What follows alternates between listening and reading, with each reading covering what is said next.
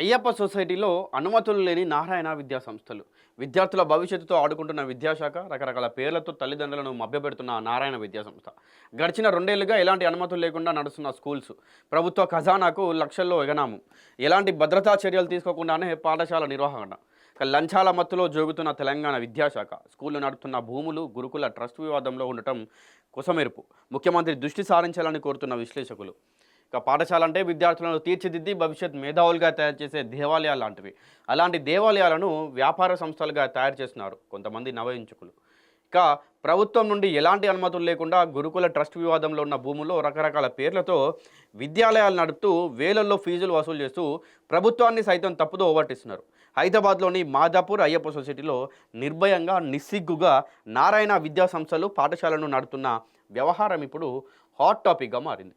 చూద్దాం ఒకసారి. ఇది నారాయణ అనగానే ఏదో ఒకటి ఉంటుంది అలా.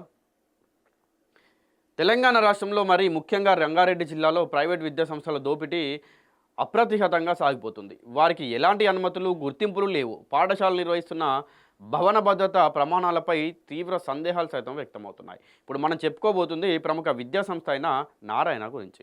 సదరు నారాయణ స్కూల్స్ మాదాపూర్లోని అయ్యప్ప సొసైటీ, చందానాయక్ తండా, సిద్ధివినాయక నగర్ పరిధిలో రకరకాల పేర్లతో స్కూల్స్ నిర్వహిస్తూ తల్లిదండ్రులను మభ్యపెడుతూ నారాయణ వారాహి క్యాంపస్ అంటూ సుమారు 5 రకాల పాఠశాలలను అక్రమంగా నడుపుతున్నారు. వీరు స్కూల్స్ నడుపుతున్న స్థలం గురుకుల ట్రస్ట్ వివాదంలో ఉండటం, ప్రభుత్వం నిషేధం ఉన్నప్పటికీ దుర్మార్గంగా కొందరు విద్యాశాఖ అధికారులు అండతో నిర్వహిస్తున్నట్లు విమర్శలు వెల్లువెత్తున్నాయి.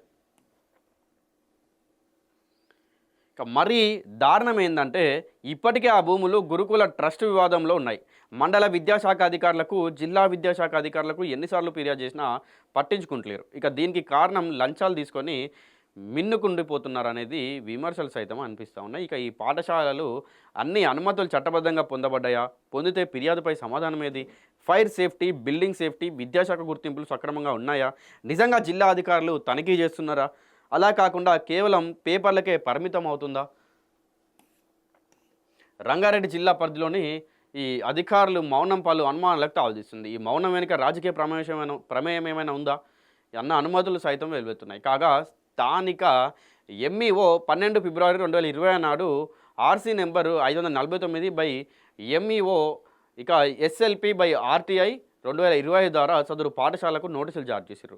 ఏంది, ఇప్పటికీ రోజులు గడుస్తున్నా స్కూల్ యథావిధిగా నడుస్తుండడం పలు అనుమానాలకు తావిస్తుంది. ఇక కాగా ఈ వ్యవహారంపై ప్రజావాణిలో సైతం ఫిర్యాదు చేయడం జరిగింది.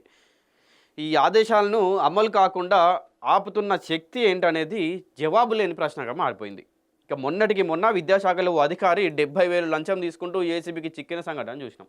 అదేవిధంగా నారాయణ స్కూల్స్కు సంబంధించిన ఫైల్స్ను బయటకు రాకుండా తొక్కిపెట్టడానికి కొందరు అధికారులు లంచాలు తీసుకుంటున్నారనే అనుమానాలు వ్యక్తమవుతున్నాయి.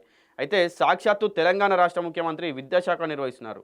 ఇలాంటి క్రిమినల్ వ్యవహారాలు ఆయన దృష్టికి రావడం లేదా? కింద స్థాయి అధికారులు ఈ వ్యవహారాలు బయటకు రాకుండా తమకు తోచినంత నొక్కుతూ జేబులు నింపుకుంటున్నారని అనుమానాలు వ్యక్తమవుతున్నాయి. ఇటు తల్లిదండ్రులను పీడిస్తూ అటు ప్రభుత్వానికి రావాల్సిన ఆదాయానికి గండి కొడుతూ కొందరు అవినీతి అధికారులు పబ్బం గడుపుతున్నారు.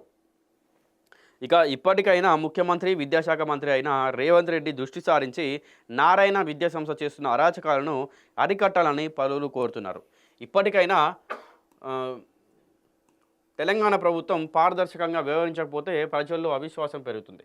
విద్యార్థుల భవిష్యత్తుతో రాజకీయం చేయడం న్యాయం కాదని విశ్లేషకులు కోరుతున్నారు. నారాయణ సిఓ స్కూల్ అని సరికొత్త తెరపైకి ది వన్ స్కూల్ వచ్చింది. ఈ స్కూల్కి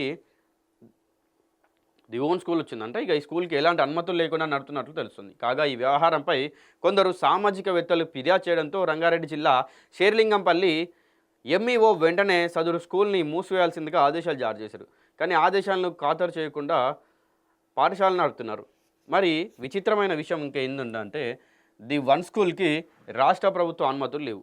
కానీ సిబిఎస్ ప్లస్ ఐబీ కరికులం అంటూ జనాలను మోసం చేస్తూ కోట్ల రూపాయలు ఫీజుల రూపంలో, డొనేషన్ల రూపంలో కొట్టేయడానికి ప్రయత్నం చేస్తున్నారు. ఇక నారాయణ యాజమాన్యం దీంతో భవిష్యత్తులో సామాన్యులను విద్యకు దూరం చేసే కుట్ర జరుగుతుందని అనుకుంటా ఉన్నారు. ఇక అసలు నారాయణ యాజమాన్యాన్ని టచ్ చేసే దమ్ము ఈ ప్రభుత్వానికి కానీ ప్రభుత్వ అధికారులకు కానీ లేదా? నారాయణ యాజమాన్యం డోంట్ కేర్ అంటూ ముందుకు సాగుతుంటే చూస్తూ ఊరుకోవడం విద్యాశాఖకు మచ్చ తెచ్చే విషయం. అంతేకాకుండా ఎలాంటి అనుమతులు లేకుండా నడుతున్న ఈ స్కూల్ 2026, 2027 సంవత్సరానికి గాను అడ్మిషన్లు కూడా జరుపుతున్నట్టు తెలుస్తుంది.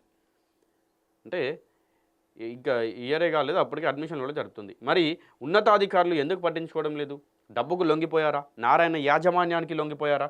లేదంటే వాళ్ళకి భయపడుతున్నారా అని అన్ని ఆధారంతో కథనాలు రాస్తున్నా, ఫిర్యాదు చేస్తున్నా స్కూల్ని సీజ్ చేయకుండా ఎందుకు చోద్యం చేస్తున్నారు? పిల్లల భవిష్యత్తుతో ఆటలాడుకుంటున్న నారాయణ విద్యాసంస్థలపై ముఖ్యమంత్రి ఖచ్చితంగా దృష్టి సారించాలని సమయం ఆసన్నమైంది. కాగా విద్యా వ్యవస్థపై వెల్లువెత్తున్న అనుమానాలను ప్రభుత్వమే నివృత్తి చేయాల్సిన అవసరం ఉందని సామాజికవేత్తలు సూచిస్తున్నారు.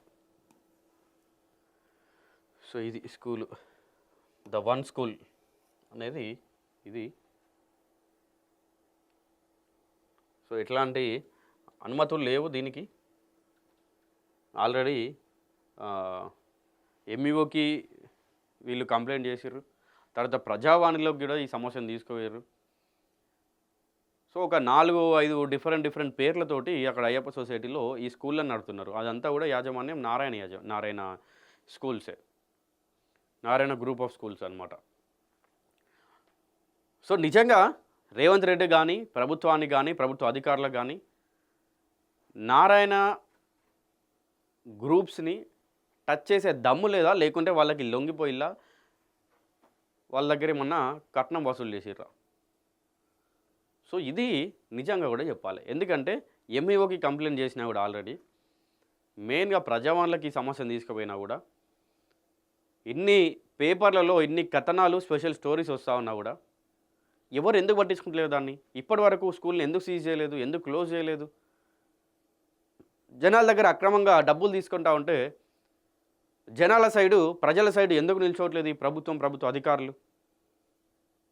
ప్రజాపాలన కదా, ప్రజల సైడ్ నిల్చోవాలి, ఎందుకు నిల్చుంటలేదు?